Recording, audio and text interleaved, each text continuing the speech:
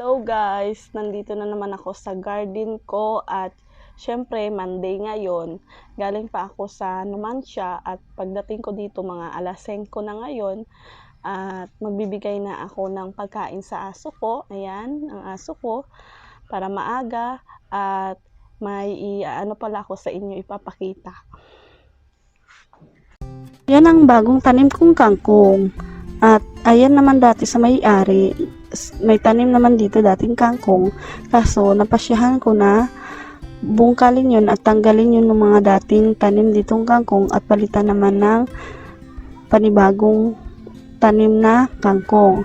Kasi yung tubo kasi ng kangkong na yun, yung mga dahon niya parang kinain ng mga insekto. Kaya napasyahan ko na kunin na yan at bungkalin yung mga lupa tapos taniman, kasi hindi na kasi naalagaan yung kangkong na yon at marami ng kagat ng mga insekto. Ayan na, maganda na yung kangkong ko. Bago ko pala tinanim yung kangkong, pinatubo ko muna yan sa tubig, tapos kung yung may ugat-ugat na siya, saka ko na lang tinanim sa lupa. Yung kangkong pala niyan, pala yan, Chinese kangkong, at yung iba hinaluan ko na hindi Chinese kangkong. At ayan na pala, kaganda. Tapos meron pa ako doon na pinatubo at ayan, nakikita nyo, hawak na hawak ko yung kangkong. Tapos tataniman ko yung kangkong. Ayan, dadagdagan ko. Di naman natin yan mapapansin magdaan ang ilang at umuulan.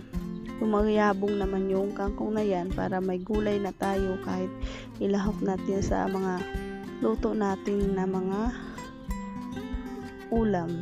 Ayan, ang ganda ng kangkong para pag dumami na yung kangkong na to, marami pang makakatikim nito at mga pinsan ko. Para yung mga pinsan ko, mabigyan ko din yung mga kangkong.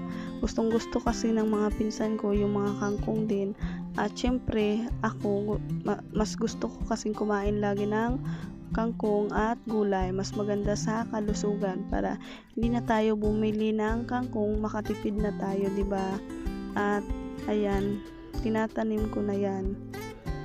At linggo pala ngayon at pag pumupunta ako dito sa aso ko, sumasaglit ako na magtanim ng mga gulay. Kulang pa nga yung mga gulay ko na yan, kaso hindi pa ako nakabili ng ibang tataniman ko. Yung oras ko kasi wala minsan kasi akong oras. Sabado, linggo lang ako pumupunta dito, pero Monday lagi akong pumupunta, pero saglit lang. Nagbibigay lang ng pagkain na aso ko. At ayan na, kaganda yung mga tanim kong kangkong. Matapos nga ako niyan ay magtanim, ay bibinyagan ko din ang mga tanim kong kangkong. Medyo madilim nga yung pag-video ko niyan kasi ako lang kasi nagbibideo sa sarili ko at wala namang nagbibideo sa akin. At nang gustong gusto ko kasi mag-video sa sarili ko at i-share naman sa inyo yung ganap ko sa buhay ko.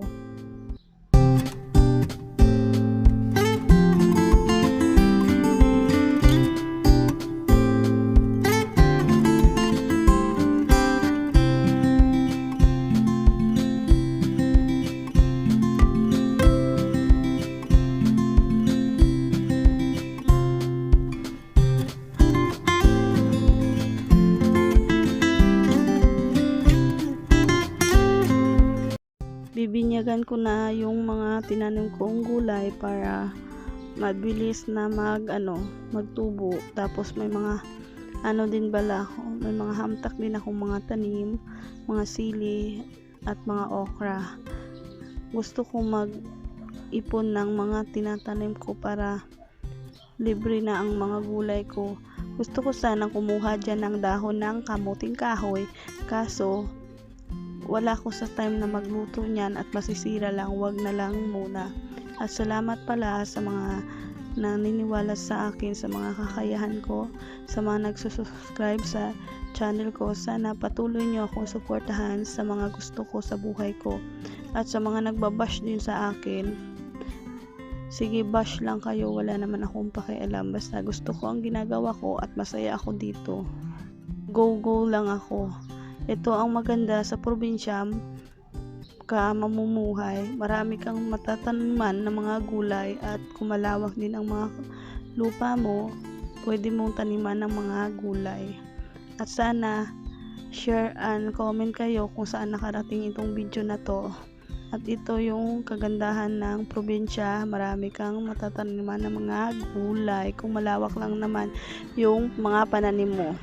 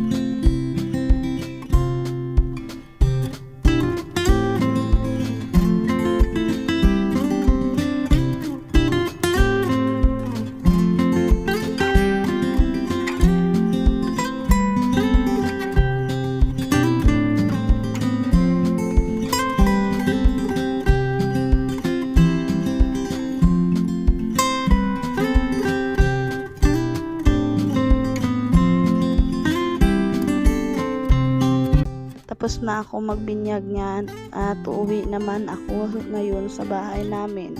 Kasi anong oras na kasi, namamaalam na ako sa inyo. Pero maano pa, akala mo anong oras pa lang. Kasi maano pa yung tapos ito yung dadaanan natin. Ayan, pwede yung at ito naman, ayan yung ko hinawanan ko. Ayan na, ayan lang for today's video.